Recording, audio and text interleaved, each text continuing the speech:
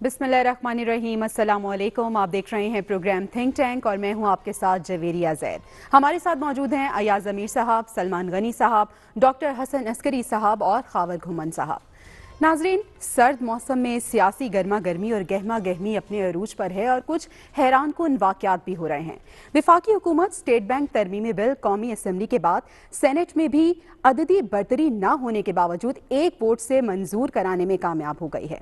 और वो अपोजिशन जो अदम एतमाद की बातें करती थी, वो अपोजिशन जो हुकूमत को घर भेजने की बातें करती थी, और वो अपोजिशन जो कि अक्सरियत में सेनेट में मौजूद थी, शिकस्त खा गई।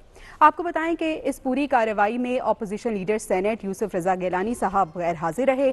इसके साथ साथ 9 अरकान और भी थे जो कि वहाँ पे मौजूद नहीं थे। वफाकी हुकूमत, वफाकी वज़रा इस पर शदीद तनकीद कर रहे हैं और ख़ास तौर पर अपोजिशन लीडर सेनेट यूसुफ रजा गिलानी साहब का शुक्रिया अदा किया जा रहा है और ये कहा जा रहा है कि पीपल्स पार्टी बिलवास्ता तौर पर हुकूमत को सपोर्ट करती रही इस बिल को मंजूर कराने में। तो अयाज अमीर साहब, सवाल ये पैदा होता है कि सेनेट में अपोजिशन अक्सरियत के बावजूद ये बिल उन्होंने कैसे मंजूर कराने दिया? पसे पर्दा कुछ चल रहा है? क्या हिकमत अमली थी इसके पीछे? इसमें कितनी रियाजी लड़ानी पड़ती है कि वजूहात क्या हो सकती हैं कि अक्सरियत भी आपकी, और जो उज़र दे रहे हैं लीडर वो जो है गिलानी साहब कि जी ये कुल ऐसा था कि कुल की तकरीबात हो रही थी, वो मैं छोड़ के नहीं आ सकता था, इसलिए मैं नहीं आया, तो इतना कोई नहीं होता। लेन देन के मामलात पाकिस्तान में पहले नहीं होते रहे, डील्स नहीं होती रही, कोई बेनज़ीर भुट्टो ने की, आसिफ जरदारी ने की, ये हमारे जो साहिब क्या है, साहिब इनकलाब, साहिब वोट की इज़्ज़त, ये कभी सरूर पैलेस, कभी इधर, कभी वहाँ, कभी प्लेटलेट काउंट्स नीचे, तो ये तो यहाँ पे। और जब हमारे जो बाख्तियार लोग हैं मामलात करने आते हैं तो कीमत कितनी लगाते हैं, इन बेचारों को छोड़िए। हम जब अपने मुल्क का सौदा करते हैं, और हमने कई बार अपनी तारीख में किया है, पहले अफगान जिहाद में, नाम नेहाद जिहाद में, दूसरे नाम नेहाद वो जो अमेरिका हमला हुआ था मुशर्रफ के ज़माने में, हमने अपनी कीमत कितनी लगाई थी कि हमारी जो खिदमात हैं, मतलब वो तरकड़ी पे तोल के हम कितना देंगे। हम तो बिकाऊ माल हैं।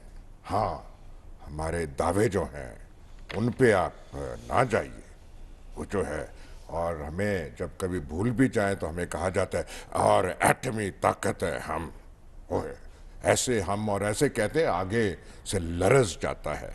और जिसे हम कहते हैं दुश्मन, वो कल आर्मी चीफ ने भी कहा दुश्मन के खिलाफ, वो लाहौर में, हाँ लाहौर ही थे, लाहौर गैरिजन में, दुश्मन के खिलाफ मुत्तहिद होना है सब कुछ।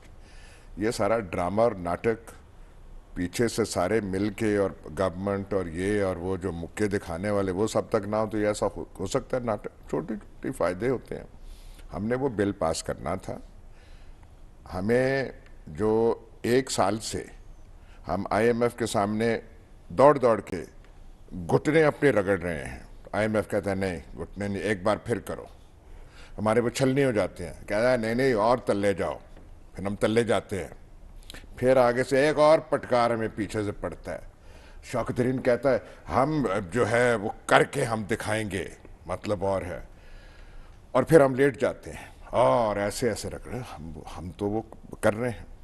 मैं एक चीज़ सिर्फ आपसे कहूँगा, इस ये जो है इतनी बाकिरदार कौम, इसका किरदार सामने करने के लिए हमने IMF से मुआहदा किया था $6 बिलियन का, कुछ हमें मिल गया। ये हमें उस 6 बिलियन में से 1 बिलियन की किस्त मिलनी है, जिससे हमने अपने घुटनों को रेगजार कर दिया है, खून रेज कर दिया है। एक मैं बता दूं, आज ही खबर है, अर्जेंटीना वो IMF से 1 साल से $74 बिलियन का मुआहदा कर रहा है, 74। और 1 साल से जो हम दंड बैठ के IMF के सामने वो कर रहे थे, उसमें अर्जेंटीना की शर्त क्या थी कि जी हमारे जो कर्जे हमने आपको पहले देने हैं, हम उस तरीके से दे नहीं सकते, नहीं है हमारे पास पैसे, आप कर लें जो करना है, आप अपने कर्जा जात रीशेड्यूल करें और एक नया फॉर्मूला बनाएं। 1 سال تک مذاکرات ہوتے رہے ہیں اور IMF نے اب ارجنٹینا کے ٹرمز پہ مانا ہے کہ آپ کو $74 بلین کیسے ملنے ہیں. یہ فرق ہے. ان کے پاس ایٹم بم کوئی نہیں ہے. ان کے پاس جو ہماری اعتقاد کی قوت ہے، وہ جو رسیاں ہمارے ہاتھ میں ہیں، فلانی رسی مضبوطی سے تھام لو، ان کے پاس ارجنٹینا نہیں ہے. وہ ٹینگو بڑا فیمس ڈانس ہے، آپ نے دیکھا ہوگا. وہ تو ٹینگو کے ماسٹر، وہ تو ڈانس کرتے ہیں. سب سے بہترین جو ہے جو یہ بڑا گوشت ہوتا ہے دنیا کا، بیف ارجنٹینا میں بنتا ہے، یا جاپان میں کوبے کے جو وہ بلکس ہیں ان کو بیئر پلائی جاتی ہے، اس لیے وہ کوبے کی بیف دنیا میں مشہور ہے. وہ کام تو وہ ڈانس کرتے ہیں سب کو. وہ اب کھڑے رہے وہاں پہ آئے. دیکھیے ایٹمی قوت ہے، اس سے انکار نہیں کرنا، کبھی نہ کرنا انکار. جو بھی بات ہو وہ ایٹم بم سامنے لے آنا. وہ ہم کمزور ملک ہیں اور زیادہ سخت الفاظ استعمال نہیں کرنے چاہیے. ہم کمزور ہیں، ہم سے نہیں کھڑا ہوا جاتا.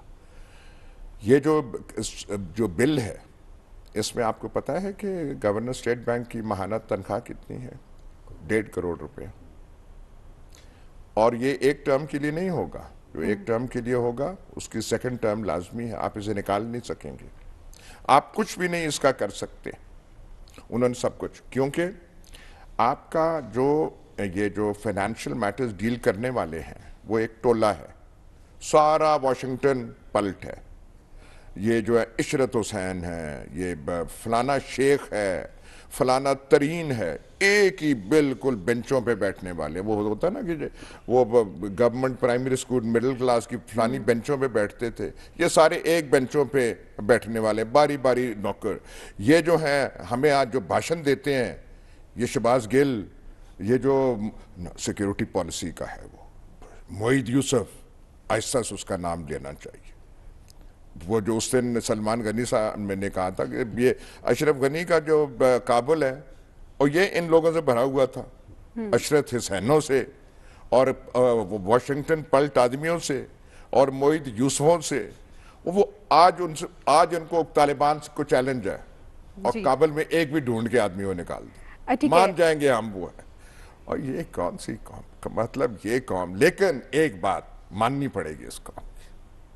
ہائے ہائے ہائے، جب ہم بولتے ہیں جو ہماری اکڑ ہوتی ہے، اور جو ہم کہتے ہیں کہ ہمارا فلانا ہے اور ہم ایٹمی قوت. یار بات سن، کیا بات. سلمان غنی صاحب، اپوزیشن کا بیانیہ تو یہ تھا کہ یہ قومی سلامتی کا مسئلہ ہے اور ہم یہ بل کو منظور ہونے نہیں دیں گے. اگر ہم اس پہ ہی بات کریں تو پھر کیا ایسی وجوہات بنی کہ یہ بل بھی منظور ہو گیا، اور کیا اسٹیٹ بینک کی خود مختاری کے بل کی جو منظوری ہے وہ ناگزیر تھی؟ دیکھیں، میرا خیال ہے کہ بہت کچھ ایاز صاحب نے اپنے انداز کے اندر واضح کر دیا. ایاز صاحب نے کہہ دیا کچھ بل جو ہیں وہ پاس ہونے ہوتے ہیں ہمیشہ کی طرح، صرف پولیٹیکل فورسز کی ضرورت نہیں ہوتے. اور یہ بل تو خالصتاً اپوزیشن کی وجہ سے پاس ہوا ہے، اس لیے کہ سینٹ کے اندر اکثریت جو ہے وہ اپوزیشن کی ہے. اور آپ نے اپنے ابتدائیے میں کہا کہ وہ یوسف رضا گیلانی صاحب کو تنقید کا نشانہ بنا رہے ہیں. نہیں، تنقید کا نہیں، وہ تو ان کا شکریہ ادا کر رہے ہیں. اور آپ کی پاکستانی سیاست کا المیہ دیکھیں کہ جب یوسف رضا گیلانی صاحب سینیٹر منتخب ہو رہے تھے قومی اسمبلی سے، تو ساری اپوزیشن مسلم لیگ نون سمیت ان کی پشت پہ کھڑی تھی. اور جب وہ جیتے، وہ کس کا شکریہ ادا کر رہے تھے؟ حکمران پارٹی کے اراکین اسمبلی کا. اور کل جب یہ بل پاس ہوا ہے تو آج حکمران پارٹی کس کا شکریہ ادا کر رہی ہے؟ یوسف رضا گیلانی کا. اور یوسف رضا گیلانی اور صادق سنجرانی ایک جگہ پہ کھڑے ہیں. یہ بل اپوزیشن کہہ رہی تھی کہ یہ قومی مفادات کے منافی ہے، یہ پاکستان کے معاشی سکوت کے مترادف ہے، اور اس کے بعد ہم IMF کے غلام ہوں گے. لیکن ہوا کیا؟ دیکھیں، بات یہ کہ یہ کون غائب رہا، کیوں کر غائب رہا. حضرت قائد اعظم کے حوالے سے ایک فکرہ اکثر کوڈ ہوتا ہے کہ اسٹرگل کے دوران انہوں نے کہا تھا کہ میری جیب میں کھوٹے سکے ہیں، لیکن اسٹرگل ہمیں کرنی ہے، ہمیں اپنے منزل تک پہنچنا ہے. میں سمجھتا ہوں کہ پاکستان کی سیاسی اور پارلیمانی تاریخ میں یہ کھوٹے سکے ہر پارٹی کے اندر موجود ہیں. مجھے یاد پڑتا ہے کہ صادق سنجرانی صاحب کے خلاف جب تحریک عدم اعتماد آئی تھی، کھڑے تو پورے ہوئے تھے لیکن اس کے بعد کیا ہوا تھا کہ کیسے غائب ہوئے, اور انہی پولیٹیکل پارٹیز نے کہا تھا کہ ہم اپنے ان سینیٹرز کا پتہ چلائیں گے اور انہیں بے نقاب کریں گے. آج تک اس کمیٹی کی رپورٹ نہیں آئی.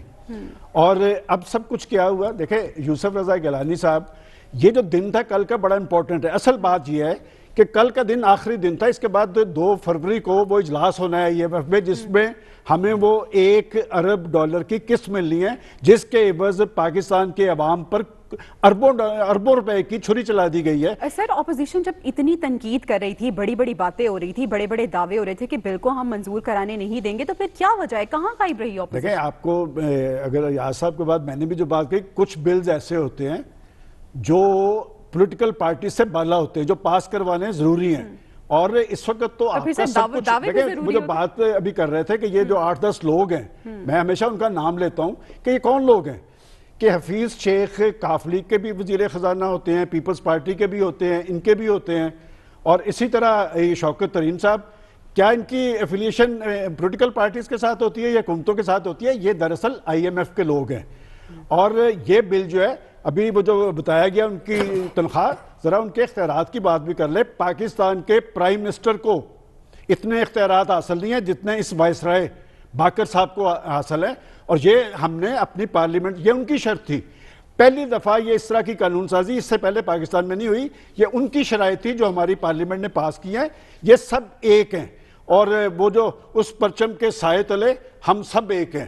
تو بات یہ کہ اس کا سب سے بڑا ثبوت کل کھل کے سامنے آ گیا ہے. اب صرف ان اپوزیشن, بلاول بھٹو زرداری صاحب نے کہا تھا پاس نہیں ہونے دیں گے, شہباز شریف صاحب نے کہا تھا, اس کے بعد آپ دیکھ لیں کہ یوسف, میں جو بتا رہا ہوں, اصل بات اس میں نقطہ یہ ہے کہ کل کا دن امپورٹنٹ تھا, اس کے بعد تو اجلاس نہیں ہونا تھا, 2 فروری کو اجلاس. تو یوسف رضا گیلانی صاحب جو وہاں پر گئے ہیں, غلام ربانی کھر صاحب بڑے محترم ہیں, ان کی ڈیتھ سے 5-6 روز پہلے ہوئی ہے, اور یوسف رضا گیلانی صاحب کیوں کر وہاں پر موجود نہیں رہ گئے؟ میں 2 لوگوں کو اپریشیٹ کروں گا اپوزیشن کے.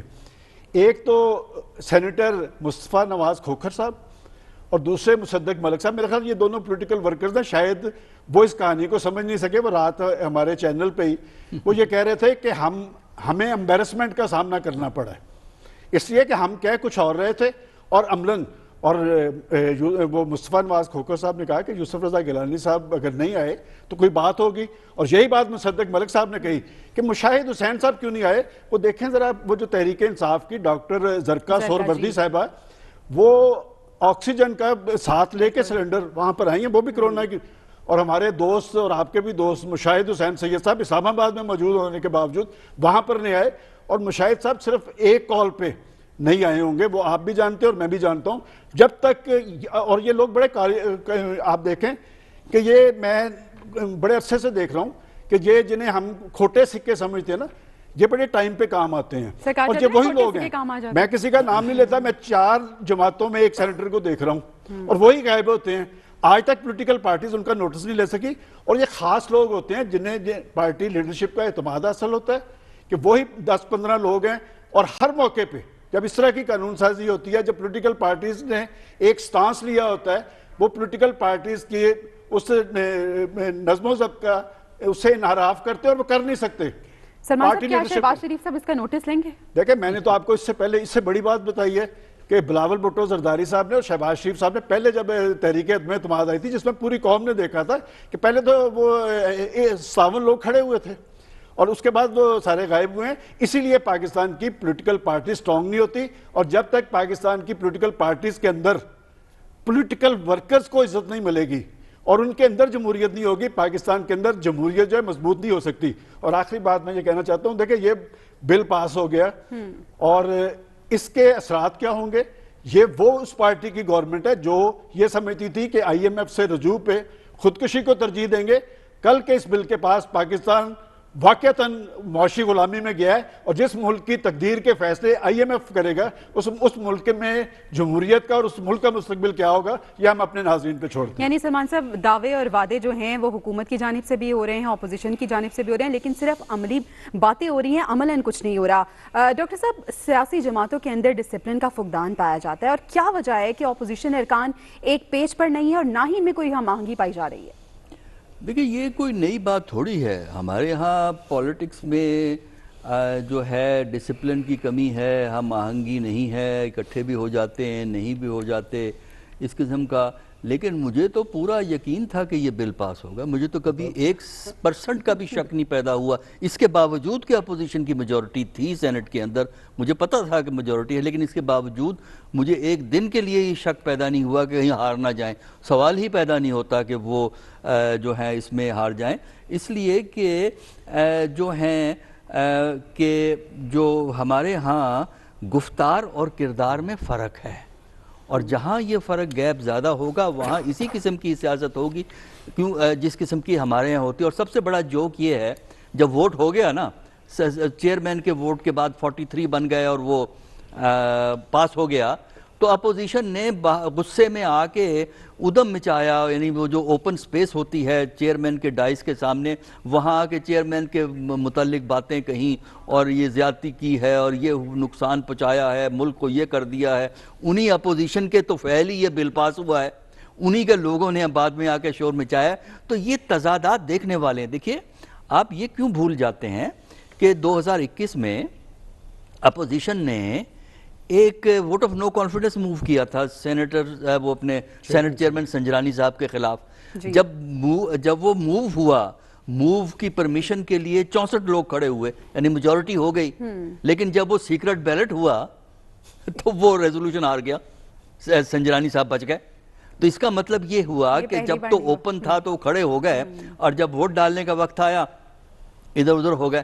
تو یہی چیز ہم نے یہاں دیکھی ہے. اس کی وجہ یہ ہے کہ جو ہماری قیادت ہے، اپوزیشن کی قیادت ہے، وہ اپنے امیجیٹ مفادات کے حوالے سے زیادہ نہیں سوچتی. ڈاکٹر صاحب، تو کیا یہ ہم کہیں گے کہ اپوزیشن کنفیوزڈ ہے؟ کیونکہ اب بلاول بھٹو کہہ رہے ہیں کہ میں سپریم کورٹ میں چیلنج کروں گا ترمیمی بل. وہ سپریم کورٹ میں اب وہاں پاس ہوا ہے، سپریم کورٹ میں آپ چیلنج کر لیں، یہ بھی ایک طریقہ ہوتا ہے روپ ڈالنے کا. ہمارے ہاں جو گفتگو اور اصل میں بڑا فرق ہے، تو کر لیں سپریم کورٹ کے اندر چیلنج، اس لیے کہ سینٹ نے پاس کیا ہے اس کو، اور وہاں اوپن ووٹ ہوا ہے، سب کی موجودگی میں ووٹ ہوا ہے. وہ نام تک پتا ہے کون، انہوں نے اس دن کن کن لوگوں نے سیشن اٹینڈ کیا، حاضری لگتی ہے.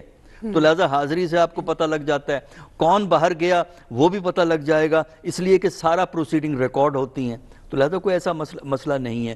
دیکھیں اس میں اس کی وجہ یہ ہے کہ اس بل کے پیچھے، اس کی بل کی پشت پہ وہ عناصر موجود تھے جن کو ہماری اپوزیشن کے بڑے لیڈران ناراض نہیں کر سکتے. یہ سب سے بڑا فیکٹر یہ. باقی رہا عام ممبر کو بعض دفعہ نہیں پتا ہوتا، وہ غصے میں آ کے شور مچا دیتا ہے، وہ سمجھتا ہے ہم نظریاتی جنگ لڑ رہے ہیں. نظریاتی جنگ کہاں ہمارے ہاں تو سیاسی فائدے کی جنگ ہے. دوسرا اس میں بڑا فیکٹر ہے کہ ہمارے ہاں جو ڈومیننٹ الیٹ ہے، یعنی جو اختیارات کو کنٹرول کرتا ہے، کبھی ایک پارٹی کے نام سے کبھی دوسری پارٹی کے نام سے، وہ الیٹ جو ہے اس کی آدھی جو توجہ ہے اپنے ان مفادات کے ساتھ ہے جو مفادات ملک سے باہر ہیں، خاص کر مغرب کے اندر ہیں. مڈل ایسٹ اور مغرب کے اندر ہمارے الیٹ کے مفادات ہیں. لہٰذا جب تک آپ کا سوشل اور اکنامک سٹرکچر یہی رہے گا، جب تک آپ کے ڈومیننٹ الیٹ جو ہیں وہ یہی رہیں گے، وہ اسی طرح ہی کریں گے. اس لیے کہ ان کے مفادات ورلڈ بینک اور ان کے گارڈینز کے ساتھ ہیں، پاکستان کے ساتھ نہیں ہے. پاکستان بڑا اچھا ملک ہے حکومت کرنے کے لیے، اقتدار کے لیے، روب و دوب کے لیے، اپنے آپ کو امیر کرنے کے لیے پاکستان ہے. باقی اگر مجھے سوٹ کرتا ہے تو ٹھیک ہے، میں ادھر چلا جاؤں گا. تو جب تک ہمارے الیٹ کی نیچر چینج نہیں ہوتی، جب تک وہ لوگ جو اختیار و اقتدار استعمال کرتے ہیں ان کے آدھے مفادات ملک سے باہر نہیں ختم ہوتے، اس وقت تک ہمارے ساتھ اس قسم کی سچویشن ارائز ہوگی. اس میں IMF تھا، یہاں کی فورسز تھیں، انٹرنیشنل فورسز تھیں. انٹرنیشنل فورسز کو آپ ناراض نہیں کر سکیں گے. جو اس لیے میں سمجھتا ہوں کہ ہمیں یہ غور کرنے کی ضرورت ہے. اور جب تک یہ سسٹم ہمارا اسی طرح رہے گا، چاہے اس کو آپ کچھ لیبل دے دیں، اسی طرح ہم اپنے ملک کے مفادات کو یعنی جب مفادات کچھ اور ہوں گے تو اس طرح کے واقعات ہوتے رہیں گے اور حیرانگی نہیں ہونی چاہیے. خاور، آپ بتائیے گا کہ اسٹیٹ بینک ترمیمی بل منظور ہو گیا ہے قومی اسمبلی کے بعد، سینٹ میں بھی. اس کے بعد چیئرمین سینٹ کے خلاف عدم اعتماد کا کوئی جواز رہتا ہے؟ بالکل کوئی نہیں رہتا میرے خیال میں. اب یہ جو ہے نا لا یعنی بحث ہے کہ جی اپوزیشن یہ ووٹ کیوں نہیں کر پائی, کیوں عدم اعتماد نہیں کر پا رہے, کیوں ہمیشہ حکومت جیت جاتی ہے سینٹ سے. لیکن پیچھے آ جاتے ہیں آئی ایم ایف کے اوپر. میرے خیال میں جو سوال اس پہ بنتا تھا, آپ کو ضرور پوچھنا چاہیے تھا, وہ یہ کہ کیا وجہ ہے کہ اس وقت جو آئی ایم ایف کا پروگرام جس میں ہم ہیں, پاکستان ہے, وہ 23واں ہے. اور اس سے پہلے ہر حکومت جو ہے, چاہے وہ ملٹری ڈکٹیٹر کی ہو, چاہے وہ ہمارے جمہوریت پسندوں کی ہو, چاہے وہ ہمارے محترم اسحاق ڈار صاحب جن کی معیشت کے سنبھالنے کے حوالے سے ہمیشہ ہمیں تعریفیں سننے کو ملتی ہیں, آپ کی تمام حکومتیں آئی ایم ایف کے پاس گئی ہیں. آئی ایم ایف کسی حکومت کو, کسی ملک کو جا کے نہیں کہتا, کان پکڑ کے نہیں کہتا کہ آئیں جناب میرے سے آ کے پیسے لیں اور میرے سے پیسے لیں, اور جب آپ میرے سے پیسے لیں گے تو پھر میں آپ سے یہ شرائط بنواؤں گا. ہمیشہ جو حکومتیں, جو ممالک اپنی معیشت کا برا حال کرتے ہیں, معیشت کو نہیں سنبھالتے, جب ان کے پاس ڈیفیسٹ ہو جاتا ہے اکنامیکلی, ان کو اپنی بجٹری ڈیفیسٹ کو پورا کرنا ہوتا ہے, تو وہ آئی ایم ایف کے پاس جاتے ہیں. یہ یورپ میں بھی ہوتا رہا ہے, اسپین نے کیا جب وہ ریسیشن میں گیا, جس طرح ارجنٹینا کی بات کی گئی, اور بھی مختلف ممالک جہاں پہ ان کی اکانومی ٹھیک نئی طریقے سے چلائی جاتی تو وہ آئی ایم ایف کے پاس جاتے ہیں. اب یہ بھی ایک بہت بڑی کنفیوژن ہے اور ایک تاثر کریٹ کیا جاتا ہے کہ جی آئی ایم ایف کے پاس جانا جو ہے ایک بہت ہی بڑی کمزوری ہے, اور آئی ایم ایف کے پاس آپ چلے گئے تو اس کا مطلب ہے آپ نے اپنے ملک کو گروی رکھ لیا. آئی ایم ایف سرٹن شرائط رکھتا ہے. آئی ایم ایف کیا کہتا ہے؟ آئی ایم ایف یہ کہتا ہے کہ جناب آپ میرے پاس آ گئے ہیں, آپ کو پیسوں کی ضرورت ہے, میں آپ کو پیسے دوں گا, اور آپ پیسے کس طرح واپس کریں گے مجھے بتائیں, وہ طریقہ کار بتائیں. اور ماضی کے اندر جو طریقہ کار اپنائے گئے اس سے وہ ناخوش تھے, کیونکہ آپ کے آئی ایم ایف کے پروگرامز کی کوئی حکومت کمپلیٹ ہی نہیں کر پائی. لہٰذا انہوں نے کہا کہ جی یہ طریقہ کار رکھیں, اور ہمیں اس طرح کا آپ نے ٹیکس لگانا ہے, یہ ڈائریکٹ ٹیکسز ہوں گے, یہ انڈائریکٹ ٹیکسز ہوں گے. اسٹیٹ بینک کیا ہوتا تھا ماضی کے اندر, آج بھی ایک انگریزی اخبار کے اندر بڑا اچھا کالم لکھا گیا ہوا ہے کہ آئی ایم ایف کی طرف سے اسٹیٹ بینک کو اٹانومی کے حوالے سے کیا بات کی گئی ہوئی ہے.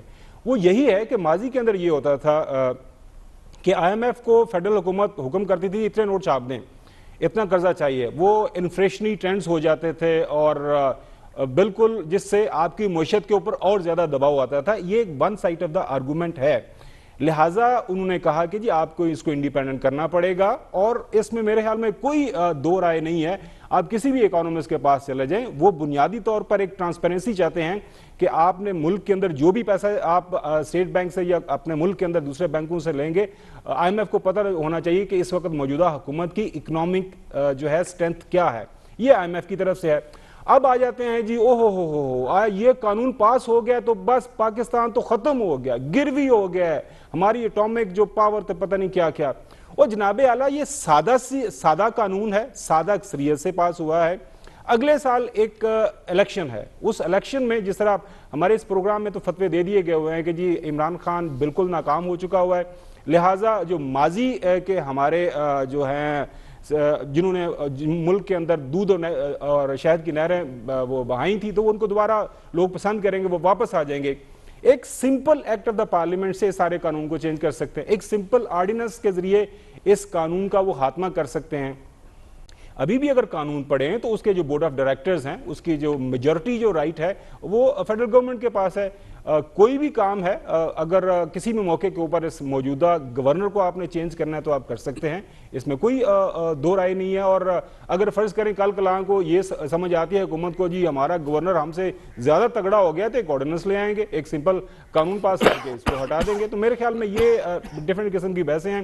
اب آئی ایم ایف کی طرف سے کچھ ان کو شکایتیں ہیں, آپ کے ملک کے جو اکانومی جس طرح آپ مینج کرتے رہے ہیں, یہ ہماری کلی طور پر قومی ایک نااہلی رہی ہے, سکسیسو گورنمنٹس نے کی ہے. اب موجودہ گورنمنٹ وہ کہہ رہی ہے کہ ہم اس کو ریفارم کر رہے ہیں. یہ چیزیں ہیں, جب یہ 5 سال پورے کریں گے تو ہمیں پتہ چل جائے گا.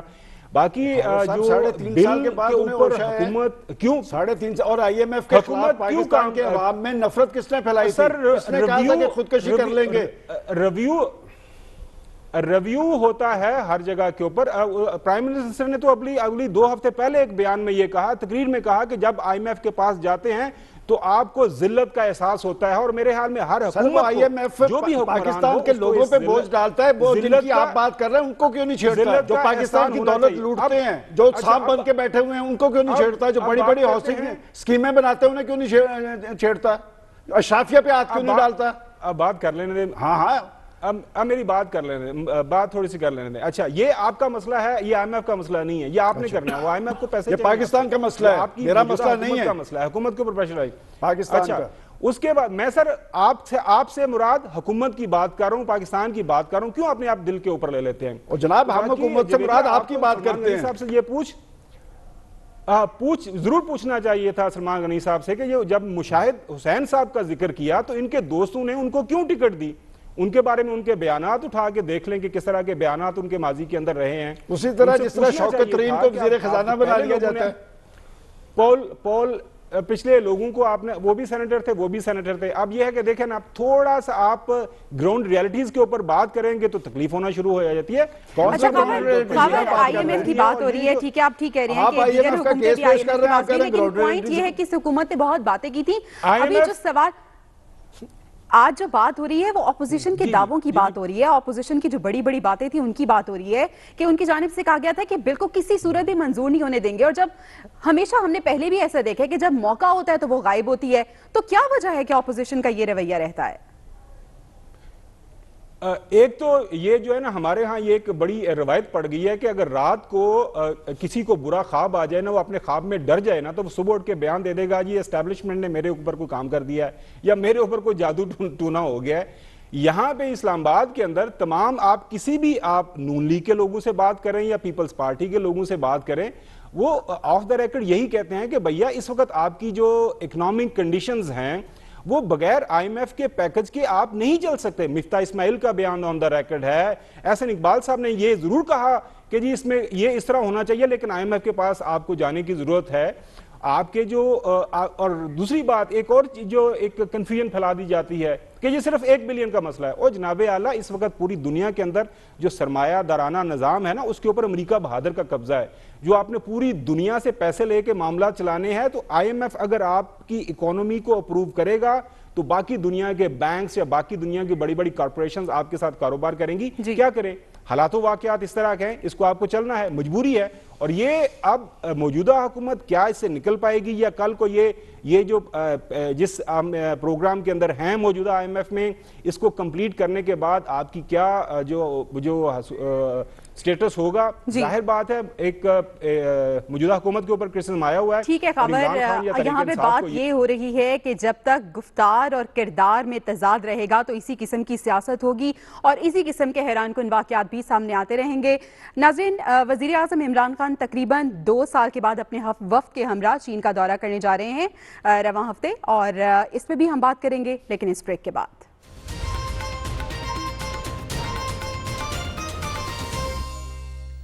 Welcome back. ناظرین, وزیر اعظم عمران خان 3 سے 5 فروری تک اپنے وفد کے ہمراہ چین کا دورہ کریں گے. سرمائی اولمپکس کی افتتاحی تقریب میں شرکت کریں گے اور اس کے ساتھ ساتھ ان کی کچھ ملاقاتیں بھی شیڈول ہیں. اس سے پہلے وزیر اعظم عمران خان نے چینی میڈیا کو انٹرویو بھی دیا اور کہا کہ پاک چین دوستی 70 سالہ پرانی ہے اور ہمارے درمیان برادرانہ تعلقات ہیں. ایاز امیر صاحب, کیا اہمیت ہے اس دورے کی, ٹائمنگ کیسی ہے اور کیا ایجنڈا ہوگا اس دورے کا؟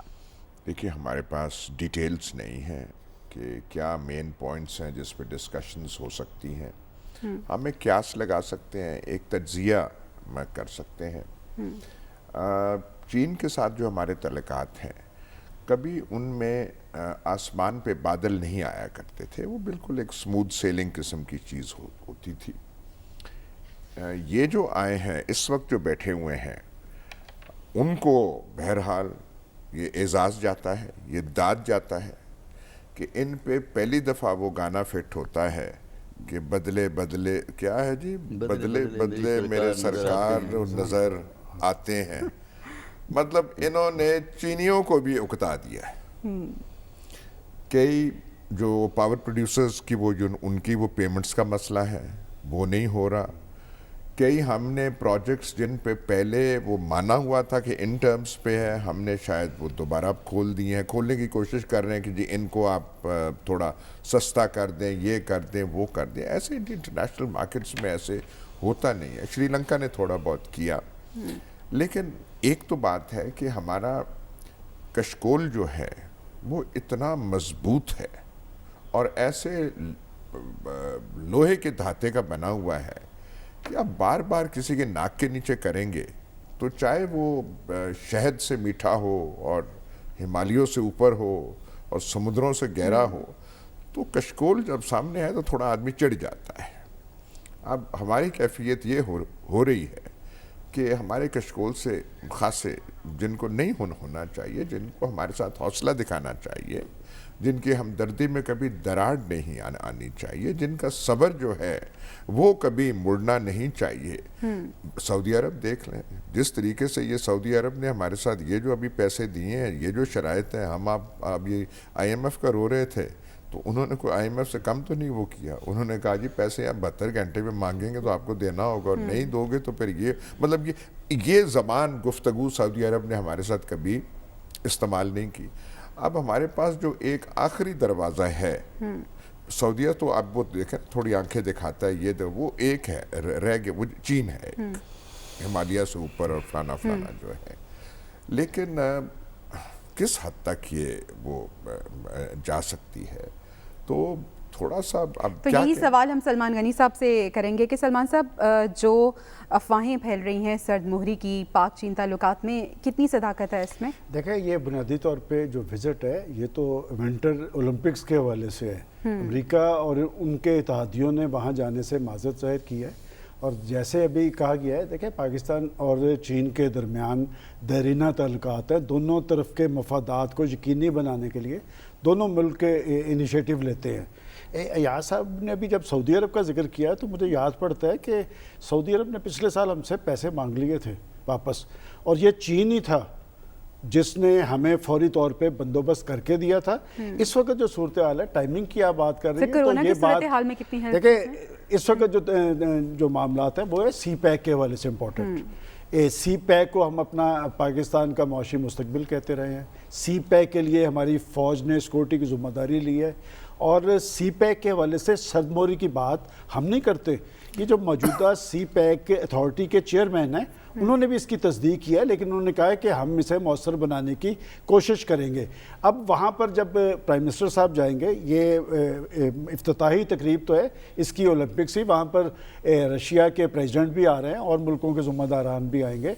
मेरे ख़्याल में इसमें सबसे इम्पॉर्टेंट बात ये होगी कि प्रेसिडेंट शी से प्राइम मिनिस्टर साहब की मुलाकात होती है, चूँकि ये मुलाकात ज़रूरी है। और चीन ने हमेशा मुश्किल वक्त के पाकिस्तान के साथ खड़ा हुआ है, और पाकिस्तान ने भी खारजा महाज पे हमेशा चीन को तरजीह दी है। क्या वन मुलाकात एक्सपेक्टेड है? देखिए, मैं यही चाहता हूँ कि यही समझता हूँ कि इम्पोर्टेंट इस विजिट में ये होगा कि क्या प्रेसिडेंट शी से पाकिस्तानी प्राइम मिनिस्टर की वन मुलाकात होती है, होनी चाहिए, इसलिए कि चीन हमेशा खारजा इश्यूज़ के हवाले से पाकिस्तान के साथ खड़ा रहा है, और ये जो सर्द मोहरी आई है ये ख़त्म होनी चाहिए। और सबसे अहम बात यह है कि ये जो ML1 का मंसूबा है, जो सबसे इंपॉर्टेंट था CPEC में, जो कराची से लेकर पेशावर तक रेलवे लाइन बननी थी, क्या वजह है कि $7 अरब वो मुख्तस कर चुके हैं, हम उस पर इनिशिएटिव नहीं ले रहे? मेरा ख्याल इस पर नज़रसानी करनी चाहिए। चीन जैसे दोस्त के दरमियान अगर हमारी कोई सर्द मोहरी है तो वो दूर होनी चाहिए। सर्द मोहरी दूर होनी चाहिए। डॉक्टर साहब, CPEC पर मौसर अमल दरामद क्यों कर नहीं हो पा रहा,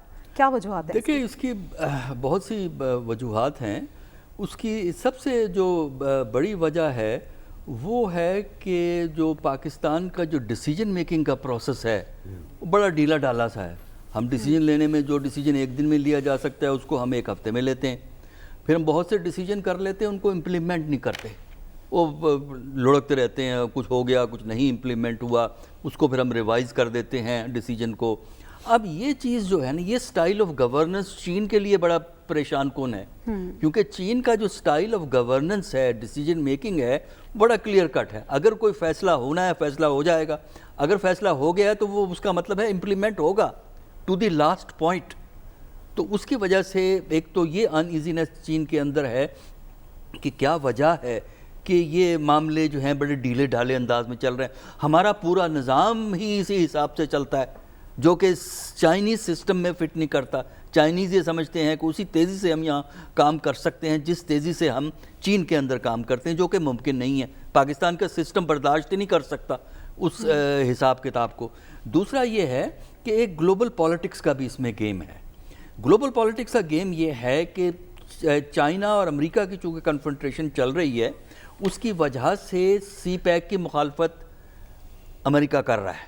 अमेरिका ने बड़े वाज़ेह अंदाज में कहा है, اس کی وجہ سے بھی پاکستان کے اندر بہت سے لوگ ڈبل مائنڈڈ ہو گئے ہیں کیونکہ امریکن مخالفت کی وجہ سے. اور دیکھیں دسمبر میں ڈیموکریسی کانفرنس بائیڈن نے کی تھی جس میں پاکستان نے شرکت نہیں کی. چین نے کہا تھا پاکستان کو اور چین کو انہوں نے انوائٹ نہیں کیا تھا.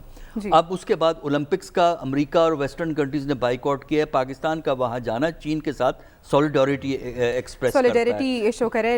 رشیا بھی جا رہا ہے. خاور آپ کی طرف آؤں گی. جس طرح سے سلمان غنی صاحب نے کہا کہ 1-on-1 ملاقات چینی صدر کے ساتھ ہم چاہتے ہیں کہ ہو, تو کیا ایکسپیکٹڈ ہے کہ روسی صدر کے ساتھ بھی وزیر اعظم کی ملاقات ہو؟ خبریں تو یہی آ رہی ہیں, فارن آفس سے یہی بتایا جا رہا ہے کہ ملاقات کے کافی چانسز ہیں پریزیڈنٹ پوٹن کے ساتھ. دیکھیں موجودہ جو دورہ ہے اس میں 2-3 اس کے ٹیک اویز ہیں. ایک تو یہ کہ جو ایک الائنمنٹ ہو رہی ہے انٹرنیشنل لیول کے اوپر, امریکہ ایک سائڈ پر ہے, ظاہر بات اس ریجن سے انڈیا جو ہے وہ امریکہ کے ساتھ ہے اور پاکستان چائنا کے ساتھ ہے, رشیا کے ساتھ آج کل جو معاملات چل رہے ہیں امریکہ کے یوکرائن کے حوالے سے. تو اب یہ ایک پہلے ایک جو یونیپولر ورلڈ بن گئی تھی کہ دنیا کے اوپر جو سکہ امریکہ بہادر کا چلتا تھا, اب آہستہ آہستہ رشین اور چائنیز جو ہیں وہ کھڑے ہو رہے ہیں. اور ظاہر ہے ہمیں ایک لائن لینی ہے اور ہمارے لیے سب سے زیادہ سودمند یہی ہے کہ ہم چائنا کے ساتھ رہیں. لیکن بین الاقوامی تعلقات کے اندر یہ مفاد ہیں ممالک کے, وہی ڈرائیو کرتے ہیں اس کی فارن پالیسی. آج بھی ایک کالم چھپا ہوا, اس کی بڑی ایک خوبصورت لائن ہے. اس کے مطابق ایک کمزور پاکستان کو امریکہ کی بھی ضرورت ہے اور چائنا کی بھی ضرورت ہے, اور ایک مضبوط پاکستان جو ہے اس کی چائنا کو ضرورت پڑے گی اور امریکہ کو بھی ضرورت پڑے گی. اب مسئلہ ہمارا وہی ہے جو یاس صاحب نے بتایا کہ آپ کی معیشت اتنی کمزور ہے, اتنے بیساکھیوں کے اوپر کھڑی ہوئی ہے کہ ہر موقع کے اوپر آپ کو کہیں نہ کہیں سے کچھ نہ کچھ پیسے چاہیے ہوتے ہیں, کیونکہ آپ کے اخراجات ہیں, آپ کے ملک کا جو حالات و واقعات اس طرح کے ہیں. آپ نے مشرقی بارڈر کے اوپر آپ کی انڈیا کے ساتھ معاملات چل رہے ہیں, افغانستان کے ساتھ معاملات مغربی بارڈر کے اوپر جس طرح کے چل رہے ہیں, جس طرح کل بھی ہم نے اپنے پروگرام کے اندر ذکر کیا, ایران بارڈر کے اوپر بھی آپ کو فینسنگ کرنی ہے, وہاں پہ آپ کو کیونکہ بہت بڑا ایریا ہے وہاں پہ بھی آپ کو فوج لگانی ہے. تو آپ کے اخراجات ہیں, ان کو اخراجات کو پورا کرنے کے لیے یا تو آپ کے اپنے اندر اتنی سکت ہو, آپ کی انڈسٹری اتنی سٹرانگ ہو, آپ کے ملک کے اندر پیداوار اتنی زیادہ ہو کہ آپ ایکسپورٹس کر رہے ہوں. وہ ہم نے ماشاءاللہ ہم نے اس طرف کبھی توجہ نہیں دی. جب کہیں بھوک پڑی تو کبھی انڈیا سے کبھی سعودی عربیہ سے لے لیا, کبھی ایم کے پاس بھاگ گئے, کبھی امریکہ سے لے لیا, چائنا سے لے لیا. تو ظاہر ہے یہ ایک ہمارے لیے بہت بڑا مسئلہ تو رہا ہے. اب اس وزٹ کے دوران جو خاص طور پر 3-4 چیزیں ہیں, سی پیک کی ریویو کمیٹی ہے اس کے اوپر بات ہونی ہے, کچھ فائٹر جیٹس ہم نے خریدنے ہیں اس کے اوپر ایگریمنٹ کا پلان ہے. باقی جس طرح ابھی جو آپ نے ذکر کیا پریزیڈنٹ پوٹن کے ساتھ میٹنگ کے خیالات ہیں. ایک بات میں ضرور کہوں گا, چند ایک میٹنگز کا میں کوئی بیک گراؤنڈ جو میٹنگز ہوئی تھی بریفنگ جہاں پہ اسلام آباد میں ہوئی, میں اس میں تھا. چائنا کے ساتھ جو ماضی کے اندر آپ کے تمام سارے ایگریمنٹس ہوئے وہ کوئی فیوریبل نہیں تھے حکومت پاکستان کی طرف. اس میں کچھ جس طرح کی کچھ معاملات تھے کہ کتنا پیسہ ان کو جائے گا, کتنا پاکستان کے حق میں آئے گا, جو پروجیکٹس یہاں پہ لگیں گے اس کے اوپر کس طرح کی. ٹھیک ہے خبر, یہ جو 3 روزہ دورہ ہے اس سے امید کی جا رہی ہے کہ یہ ملک کے لیے سود مند ثابت ہو. اور وزیر اعظم اپنے وفد کے ساتھ 3 فروری سے 5 فروری تک چین روانہ ہو رہے ہیں. ہم واپس آئیں گے اس بریک کے بعد.